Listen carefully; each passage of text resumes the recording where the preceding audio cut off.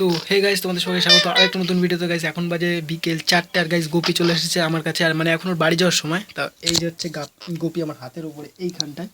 পাকা বুড়ি পাকা বুড়ি।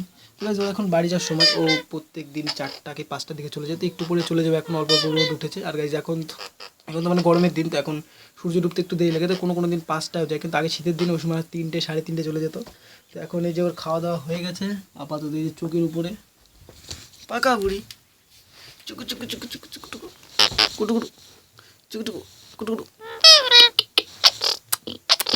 দাঁড়া, আরেকটা জানলা খুলে দিই গাইস। একটা জানলা খোলার জন্য রোদ্দুর আসছে না ভালো করে।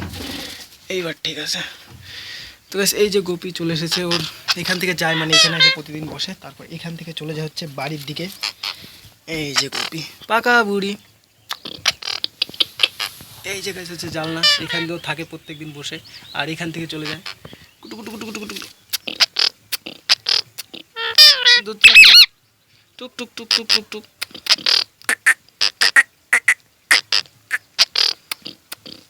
পাকা বুড়ি। তো গাইজ ও এখন বিস্কুট কম খায়। এখন ও কোথা থেকে ভুট্টা খেয়ে আসে জানি না। এখন তো ভুট্টা চাষ হয় না, তাও ভুট্টা আরও মানে সকালবেলায় ফল টল খেয়ে চলে আসে। তো সকালবেলা এখন ভাতটা বেশি এখন খায় না।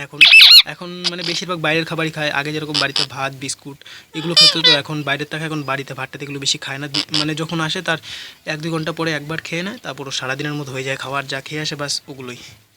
পাকা বুড়ি তুই কিছু কবি? পাকা বুড়ি বল সাবস্ক্রাইব করতে, বল বল সাবস্ক্রাইব করতে সবাইকে। হ্যাঁ পাকা বুড়ি পাকা বুড়ি। তো গাইজ এই ভিডিওতে এতটুকু, কারণ এখন গোপীর যাওয়ার সময় গেছে। তো গাইজ পরে ভিডিওতে আবার দেখা হবে, ততক্ষণের জন্য বাই।